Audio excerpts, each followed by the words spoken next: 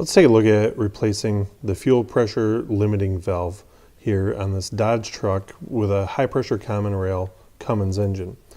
Now this is where the fuel comes from the CP3 or the high pressure injection pump, comes into this limiting valve, and then it runs into the high pressure common rail here itself. So first things first, we have to make sure that it's really clean, no debris. Then I'm going to remove the banjo bolt on the top of the valve here. And I'm going to have to use some caution here in a minute when this comes up, because we don't want to lose the sealing washers that go between this fitting and the valve. So I can pick this up here. As you can see, fuel pressure is bled off, so I always have to be careful about that.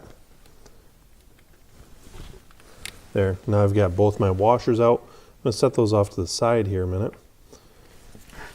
And then I'm going to have to move our line off to the side here a little bit. And then it will allow me to take a 24mm socket, slide it over on top of the valve itself, and break it loose.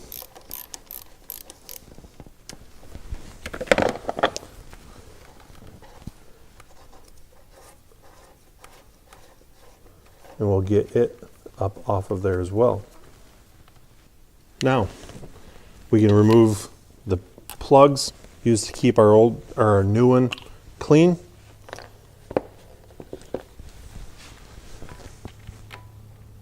And we can thread it in here by hand. Now we've got that tightened down by hand, I'm going to take my socket, extension, and a torque wrench here, set to 52 foot-pounds, and tighten this down. I'm going to give it a little bit more than 52 because I'm using extension here, which might skew my accuracy a little bit. But once we've got that torqued into place, now we can bring our line back over here. Use our sealing washers. I'm going to slide that in between the valve and the line. I'm going to take my bolt with the sealing washer on it as well, and we'll get that started on the top here. Once I've got my banjo bolt good and tight with my fingers, I'm going to take my torque wrench again and set it to 18 foot-pounds and tighten it down the rest of the way. We'll give it make sure it's good and snug there. And now we're going to clean it off. We'll start the truck up, ensure we have no leaks, and the job is done.